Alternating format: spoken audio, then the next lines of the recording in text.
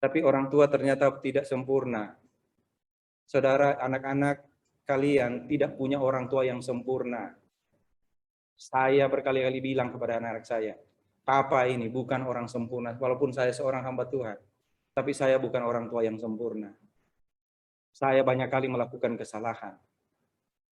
Banyak kali. Saya bukan orang tua sempurna. Ada yang orang tua sempurna, tolong tunjuk tangan. Oh, Malena bukan ke atas, malah ke bawah tangannya. Ada yang berani mau bilang ke orang tua sempurna? Tidak. Ketika mereka tertekan, saudara. Saya bilang orang tua bagaimana ini? Tapi mereka tertekan, saudara. Semua orang akan memusuhi mereka. Mereka bukan menyelamatkan diri mereka. Tapi ini wajar reaksi sebagai orang tua di sini. Wajar. Benar? Ketika mereka tertekan. Jadi tolong anak-anak mengerti. Karena orang yang buta ini, yang sudah sembuh ini, tidak mempersalahkan orang tuanya. Tidak. Kenapa? Karena dia bertemu dengan Tuhan. Lebih tinggi dari orang tuanya. Ketika orang tuanya bilang, tanya saja padanya. Padahal mereka ketakutan, saudara. Orang buta ini belum bisa membela orang tuanya. Tapi dia bela dengan kata-kata, dengan kebenaran. Dulu saya buta, sekarang saya lihat. Dan ada orang yang menyembuhkan saya. Tidak ada orang tua sempurna. Sekali lagi saya mau bilang. Tidak ada. Ada adalah orang tua yang tetap mengasihimu. Walaupun mereka tertekan begitu sulit. Sangat sulit. Tanya saja. Orang itu datang dan bilang begini ke mama papanya, Pak, Ma, kok tega banget. Tega banget, Mama. Kenapa nggak jawab aja? Kan saya sudah cerita. Dia datang aduk itu tanah, lalu taruh di mata saya, lalu saya ke Siloam. Apa susahnya jawab itu? Kalau anak-anak sekarang kan begitu. Jawab, Ma. Ini piring kotor bagaimana? Cuci aja sendiri. Kalau enggak nanti cuci secara online. Kalau mamanya masak, dia mondar-mandir masak apa? Apa biasanya, Ibu Yosi? Bayam. Ibu Yosi itu sayur bayam. Makanya kalau lihat ototnya itu, mondar-mandir. Lakukan saja mama papa. Kenapa? Apa susahnya bela saya? Kenapa nggak bela saya? Nah, tapi ini juga jadi pelajaran bagi orang-orang tua. Kita punya kelemahan juga. Jangan sok jadi pahlawan. Nanti kita nyusahin orang anak-anak. Bukankah dia menjadi kuat ketika orang tuanya bilang padanya, maaf saya nggak bela-bela orang tua yang salah ini. Kalau saudara bilang anggap salah, saya sih nggak anggap begitu. Dia bilang, orang tua bilang tanya aja sendiri. Dan saudara lihat laki-laki itu berdiri, orang itu berdiri di hadapan pemimpin agama dan dia bilang saya yang alami. Jangan ganggu orang tua saya. Saya yang alami. Saya sendiri yang bertemu dengan orang yang menyembuhkan itu. Saya dia. Saya yang mengalami. Jangan ganggu orang tua saya. Ini ntar mah. Saudara tahu nggak anak kecil orang tua apa dibilang apa? Iman harus bertumbuh, ya. Tapi tahu nggak ada anak kecil sudah menikah masih kayak, Ma, pisang dong. Ma, bubur. Ma, baju udah disetrika belum? Ma, Pa, atap bocor. Pa, aduh, mau ambruk ini. Ma, saya bilang Ariel Andia, kamu lihat itu, mau ambruk itu. Kita mau berdoa di bawah sini sampai ambruk dari atas, atau bagaimana ini ceritanya? Apa yang kita mau buat? Ada nggak anak-anak yang begitu? Tapi kalau kuliah gaya banget. Dah, sampai 5 kali bilang. Dah, orang kita lagi ngobrol, ada yang bilang begini, lagi kuliah. Pak Yosi sama Ibu, Pak Sony sama Ibu Yosi. Cuma dia yang begitu atau di rumah saudara ada begitu? Ada yang masih begini. Ma, tolong dong.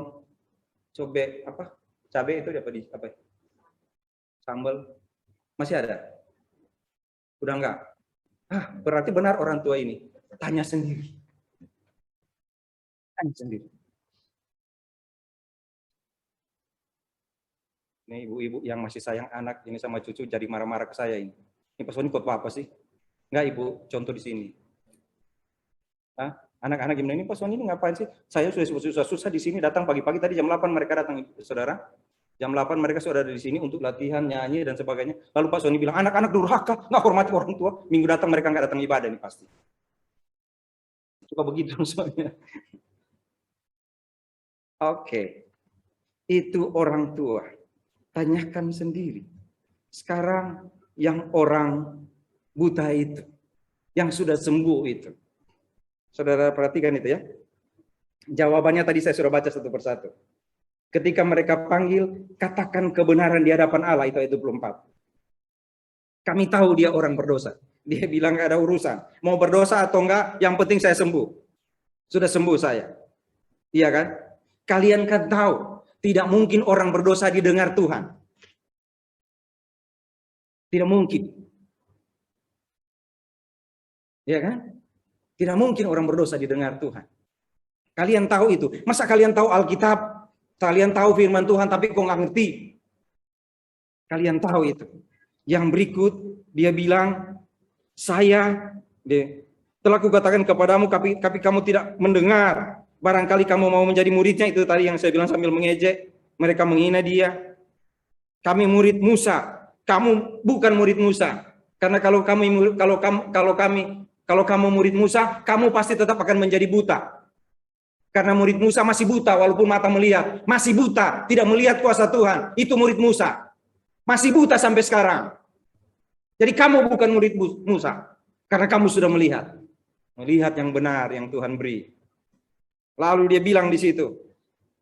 Saat dia buta.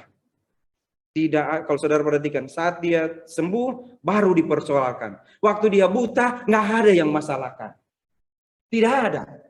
Tidak ada yang permasalahkan waktu dia hidup nggak benar. Saya suka aneh juga di gereja juga begitu. Kalau orang rajin kita suruh terus. Siapa yang rajin di sini? Ibu Tri, nanti tolong disapu ya. Ibu Upi, nanti tolong di ini ya. Yang nggak pernah peduli main pulang-pulang aja nggak pernah. Jangan pulang dulu, nyapu. Nggak pernah. Pernah. Kenapa? Memang ada orang yang kerja itu kan. Bukan itu materinya, lain. Tapi yang terjadi adalah waktu dia sudah tidak buta lagi, baru jadi masalah. Ketika dia sudah diberkati Tuhan, baru jadi masalah. Apa tujuannya orang itu? Tadi saya sudah jelaskan tadi. Dia, sebenarnya bukan dia, tembaknya itu bukan ke dia. Tembakan itu ke Yesus. Arab menembaknya itu bukan ke saudara, tapi ke Tuhan. Kalau ada orang mempersoalkan saudara ketika saudara mendengar berkat dari Tuhan. Ya kan? Kalau saudara menerima berkat dari Tuhan, lalu orang persoalkan, sebenarnya bukan pada saudara, tapi pada si pemberi berkat. Kalau belajar dari sini, dari firman ini. Tuhan yang ngasih, orang lain yang sibuk. Nanti akan ditelepon sama ketua jemaat. Oi, rumah sudah jadi kan? Kapan bersaksi? Sudah kan saya udah bilang terima kasih. Woi, sudah naik terima gaji kan? Kira-kira itu komitmen buat gedung sudah belum? Kalau belum, oh Tuhan kutuk. Itu ditelepon oleh sekretaris kaum pria. Bendahara keputrian, Ibu masih ingat komitmen? Itu kalau sudah ada duit. Kalau belum ada, tenang. Setelah sudah ada masalah, kalau sudah ada berkat, baru jadi masalah. Ini mesti buat apa, buat apa. Saya sudah bilang kepada saudara minggu lalu, saya belajar dari rumah saya sekarang, katanya cuma benerin apa? Plafon. Saya bilang ke abangnya, bukan plafon masalahnya bang. Yang bermasalah itu kan atapnya. Jadi abang mesti naik ke atas, lihat atap. Dia naik ke atas lalu dia bilang, Pak, aduh ini atap mesti banyak diganti nih Pak. Saya bilang ke Ibu Yosi, ini resiko kalau mau robah. Setelah dia masuk, dia bilang, aduh Pak, baloknya ini mesti diganti, mati. Setelah plafon sudah jadi, lalu dicat sebagian yang itu, lalu dia bilang, Ibu Yosi, ini kok belum dicat ya? Dicat lagi. Setelah dicat lagi, Ibu Yosi berdiri. Horden mesti baru kali kosannya ya. Ganti horden. Serta horden baru di luar dicat, ya ampun mobil mesti ganti ini. Ganti mobil. Karena garasi sudah jadi. Masa ada garasi nggak ada mobil? Saudara lihat itu. Kalau kita mau benerin satu, yang lain mesti dibenerin. Sekarang, kalau Tuhan kasih satu ke kita, apakah Tuhan biarkan yang lain rusak, tetap rusak? Saya tolong saudara mengerti ini maksudnya ya. Yaitu begini, kalau Tuhan memberi sesuatu yang kepada kita untuk yang baik, apakah yang lain akan ditinggalkan rusak? Tidak. Setelah dia dapat melihat, dia pandai bersaksi tentang Tuhan. Dia berani membela Tuhannya. Walaupun di sini dia belum mengaku itu Tuhan. Tapi dia tahu itu pasti nabi dan bukan orang berdosa. Semoga kita menjadi seperti itu ya. Kalau negatifnya tadi, kalau kita melakukan ini, semua akan berubah. Tapi kalau Tuhan beri sesuatu yang baik pada kita, tidak mungkin Tuhan berhenti. Tuhan tidak pernah akan berhenti. Tidak. Tuhan akan tuntun orang ini. Kenapa? Karena orang-orang mengusir dia pergi. Tapi di luar dia bertemu dengan Tuhan. Kalau dia tidak diusir pergi, kalau dia bergaul dengan orang-orang hebat itu, dia tidak bertemu dengan Tuhan. Yang bilang, apakah engkau kenal orang yang membasuh matamu, yang memelekkan matamu? Nggak tahu saya. Dia bilang, akulah dia. Saudara lihat, ketika ada orang membenci kita, karena kita terima sesuatu dari Tuhan, kita tetap akan bersama-sama dengan Tuhan. Tidak mungkin Tuhan tinggalkan. Dan Tuhan selalu beri lebih dari yang kita miliki. Buta cuma bisa meraba-raba, cuma bisa mendengar, sekarang bisa melihat, meraba dan melihat. Bertambah, ya. Dan yang paling penting adalah ketika dia bilang pada orang-orang, saya tahu orang itu bukan orang berdosa. Saudara, saya melihat orang ini sebenarnya butuh dukungan, terutama dari keluarganya. Memang seperti itu. Ketika dia tertekan oleh orang lain, atau orang tuanya juga begitu. Bukankah memang ketika kita mengalami masalah kita butuh dukungan? Ketika kita tertekan karena orang lain, bukankah sebaiknya ada yang mendukung kita? Tapi siapa yang dukung orang ini? Orang tuanya aja bilang, tanya sendiri. Tetangga-tetangga bilang, dia dulu kan buta. Nggak ada yang bela dia. Saudara pernah nggak berasa dalam tekanan, lalu saudara membutuhkan seseorang? Padahal ada orang cuma bilang begini, jangan khawatir, ibu. Tuhan berkati ibu. Tuhan ada bersama. Cuma itu kan yang kita ingin dengar.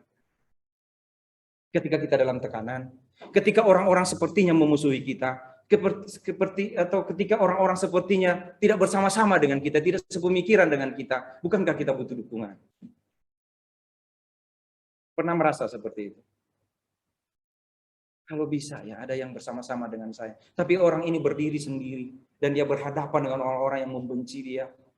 Bahkan dengan orang tuanya yang mungkin melihat dengan air mata, aduh anak, papa nggak bisa tolong kamu.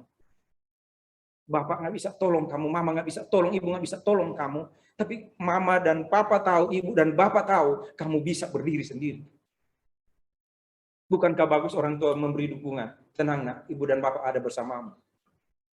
Bukankah dia juga bagus dan bilang kepada mama dan bapaknya, tenang mama, bapak dan ibu, saya yang akan bela diri saya sendiri. Pernah saudara merasa tertekan dan butuh bantuan?